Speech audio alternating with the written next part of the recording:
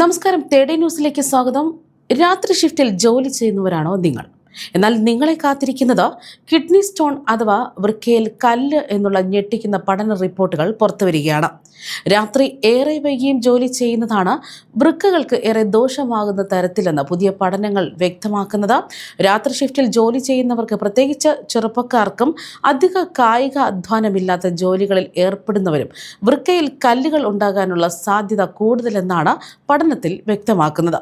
സാധാരണ രാവിലെ ജോലി ചെയ്യുന്നത് പോലെ ഇവർ രാത്രിയിലും ജോലി ചെയ്യുന്നു. പകൽ സമയം ജോലി ചെയ്യാൻ തുടങ്ങിയും രാത്രി വളരെ വൈകിട്ട് വരെ തുടരുന്നവരും ഇതിൽ ഉൾപ്പെടുകയാണ്.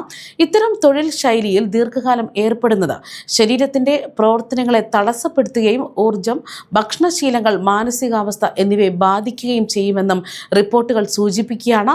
മയോ ക്ലിനിക് പ്രൊസീഡിംഗിലാണ് ഇത്തരമൊരു പഠനം പ്രസിദ്ധീകരിച്ചിരിക്കുന്നത്. ഏകദേശം 14 വർഷങ്ങൾക്കുള്ളിൽ 2 ലക്ഷത്തിലധികം ആളുകളെ നിരീക്ഷിച്ചതിന് പിന്നാലെയാണ് ഗവേഷകർ ഇത്തരമൊരു പഠനം പ്രസിദ്ധീകരിച്ചിരിക്കുന്നത്. അതായത് ആരൊക്കെ രാത്രിയിൽ ജോലി ചെയ്തു, എത്ര തവണ, എത്ര കാലം എന്നിവയൊക്കെ തന്നെ ഇതിൽ പരിശോധിച്ചു. സാധാരണ പകൽ ജോലിക്കാരെ അപേക്ഷിച്ച് ഷിഫ്റ്റ് ജോലിക്കാരുടെ വൃക്കയിൽ കല്ലുകൾ ഉണ്ടാകാനുള്ള അപകട സാധ്യത 15% കൂടുതലായിരിക്കും എന്ന് തന്നെയാണ് പഠനഫലം തെളിയിക്കുന്നത്. ഇത് പ്രായമായ തൊഴിലാളികളെ മാത്രമല്ല ബാധിച്ചത്, പകരം രാത്രി ഷിഫ്റ്റുകളിൽ ജോലി ചെയ്യുന്ന ചെറുപ്പക്കാരായ ജീവനക്കാരെയാണ് ഏറ്റവും മോശമായി ബാധിച്ചിരിക്കുന്നത്. അധികം കായികാധ്വാനം ആവശ്യമില്ലാതെ, അതായത് ഡെസ്ക് പോലുള്ള ജോലികളിൽ ഏർപ്പെടുന്നവരൊക്കെ തന്നെ അപകട സാധ്യത കൂടുതലാണ്. ഇനി വൃക്കയിലെ കല്ലുകളെ കുറിച്ച് എടുത്തു പറയുകയാണെങ്കിൽ ശരീരത്തിന് വളരെ അത്യാവശ്യം വേണ്ട ഘടകങ്ങളാണ് ധാതുക്കളും ലവണങ്ങളും ഒക്കെ. ഇവ ശരീരത്തിന് ആവശ്യമുള്ള അളവിൽ ഉപയോഗിച്ച് ബാക്കിയുള്ളത് വൃക്കകൾ അരിച്ചു മാറ്റി മൂത്രത്തിലൂടെ ശരീരത്തിന്റെ പുറത്തേക്ക് പോവുകയാണ് പതിവ്. ഈ സമയത്ത് calcium, phosphate, oxalate, uric acid തുടങ്ങിയ ലവണങ്ങളുടെ ചെറിയ തരികൾ വൃക്കയിൽ പരലുകളായി രൂപപ്പെടും.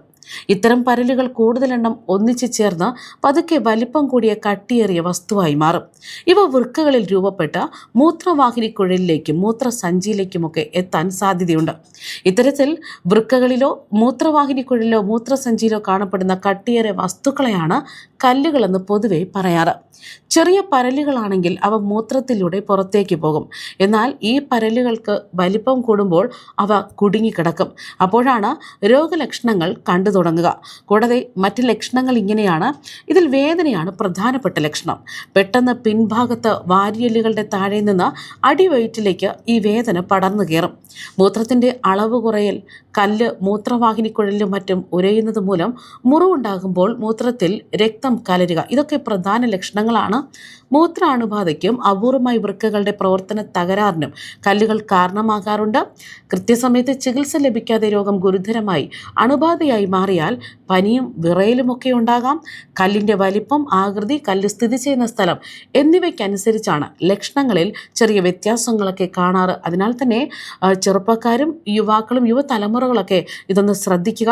ഇത്തരത്തിൽ അപകടകരമായ രീതിയിലുണ്ടെങ്കിൽ ഉടൻ തന്നെ വൈദ്യസഹായം തേടേണ്ടത് അത്യാവശ്യമാണ്.